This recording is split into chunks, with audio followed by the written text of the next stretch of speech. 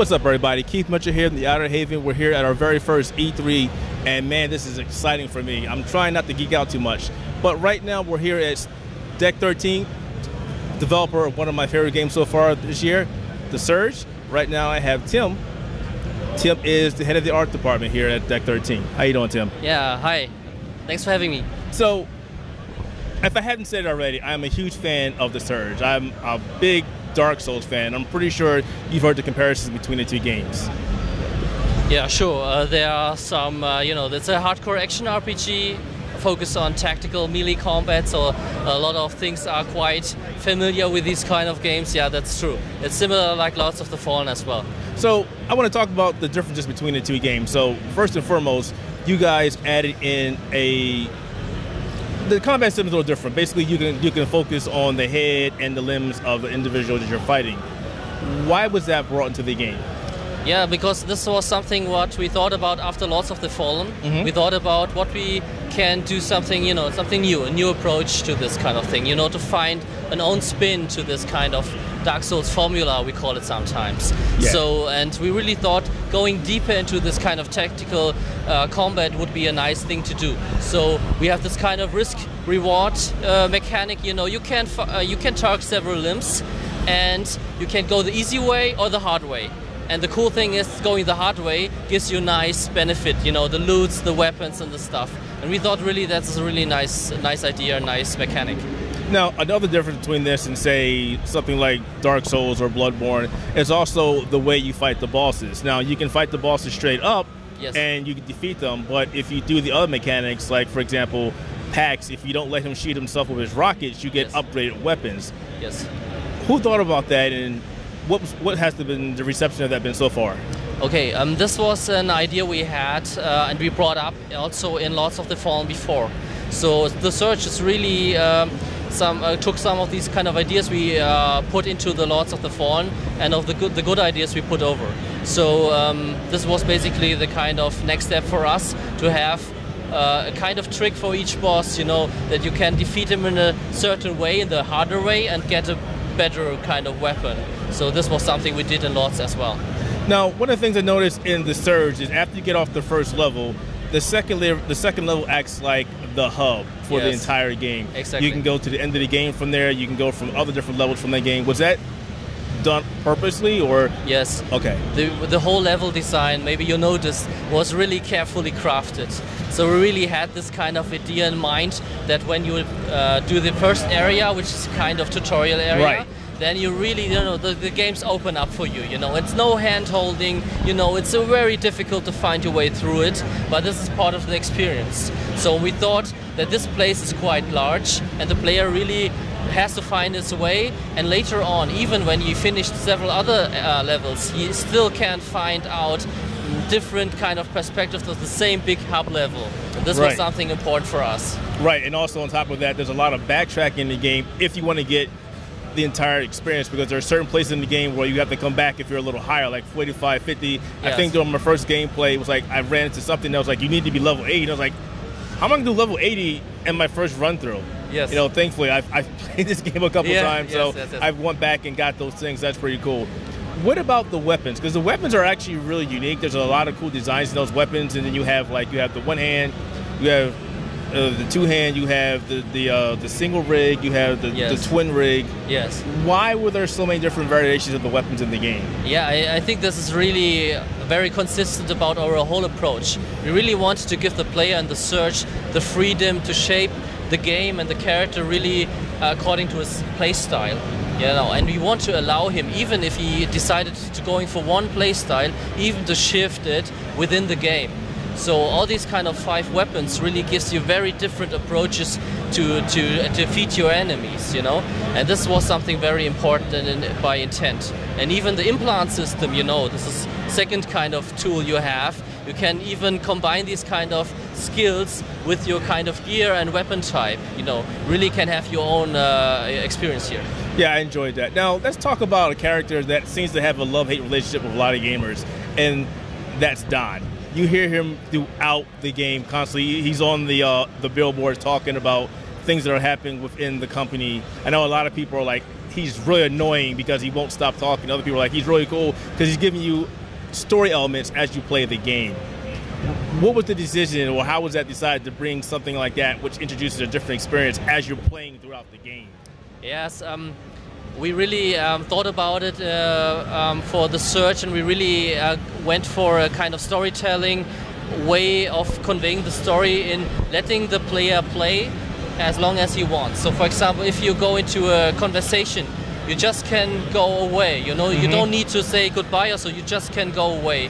And even all the lore and story informations you can notice or not, and you can just keep on fighting. So it's totally up for the player if he pays attention or not. Yeah, sometimes the kind of speaker guy on these videos, sometimes he's very loud and you can't overhear him.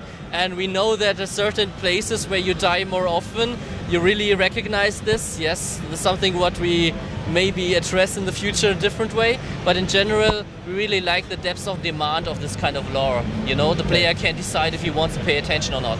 So let's switch it real quick. So the Surge, as you said, doesn't hold your hands. And the story actually gets dark as you start playing the game. You know, Don, there's a certain part that happens to Don. I won't spoil that. Yes. You know, it seems like everybody in that game meets with an unfortunate, not very happy ending. So let's talk about the canon of the game, because there are two different endings of that game. Yes.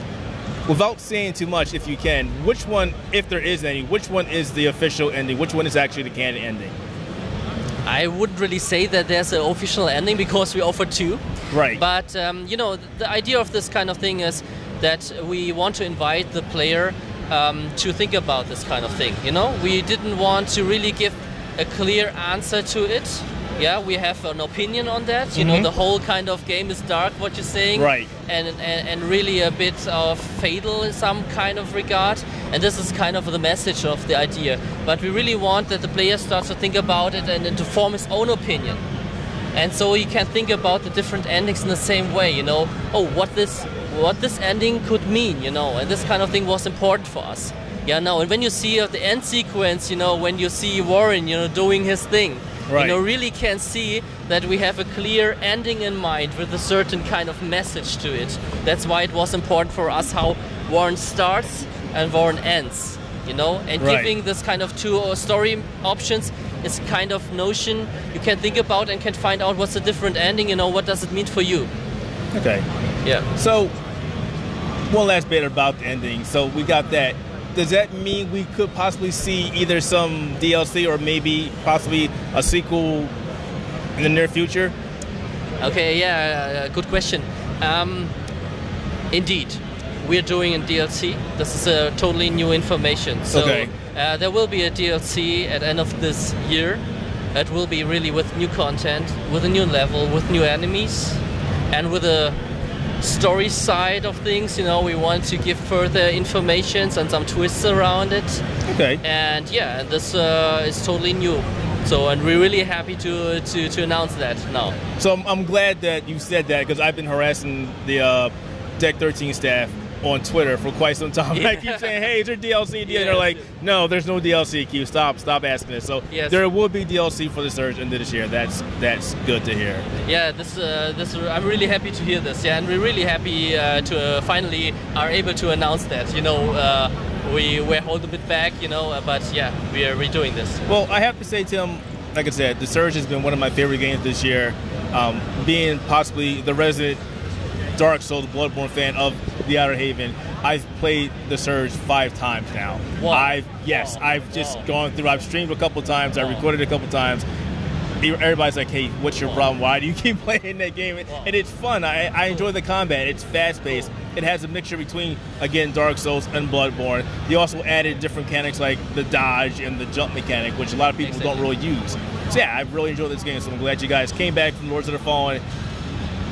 I can't say anything else about the Surge other than I love this game. I really do. So I can't wait till DLC comes out, man. Really, it's wow, nice to hear, really, because, you know, we have so many people, really dedicated, passionate people in the company, and we really hope that this game sells a bit of this kind of spirit and passion we put into our games. And this kind of direction is really what we are hoping for. So, before we head out, how has the reception been for the game so far?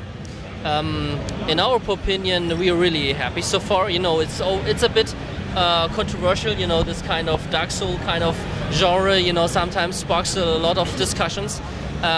But we're really happy overall about the outcome and about the positive feedback, and even feedback which sounds at the first place not so positive. It's always important, interesting for us, because when you're looking back to Lords of the Fallen and what we did now with the Surge, you know, we really listened a lot to players, you know. Good. And we have our own very own ideas too. So, and mixing this both together, really, you know, this is how Surge came out. And that's why we're really happy for all this kind of feedback. And let me say this to you, you know, when you play this for 5 times, we're still doing giving support for this game. So yeah, I saw that right patch now, you came out was huge. Yes, exactly. Right now, people are working on a new patch as well, and doing improvements for the game, and we will keep this up. You know, when we're doing the DLC, we're still constantly supporting this game. Well, let me tell you this: now that From Software is not doing any more Dark Souls, as they said, you guys, there's a wide open door now. So the Surge could easily take advantage of the Dark Souls being gone. There's no more Dark Souls, so. Yes, this is true. We really like From Soft games, and we're really a bit sad about that, because really big fans. No game like Lords of the Fallen or the Surge would have come out when we are not so big, huge fans and admirers of this kind of thing. So, yeah. But yeah, we benefit a bit of that, yeah, sure. But we're still big fans from Soft. Well, it's good to talk to you, Tim. Thank you again very much. You. Great game, guys. I love this game. If you haven't played the Surge, guys, definitely check it out. It's available on PC, Xbox One, and PlayStation 4. This is Keith from the Outerhaven. We're here at E3 2017. We'll be back with more coverage soon. Thanks for watching, guys. Thanks.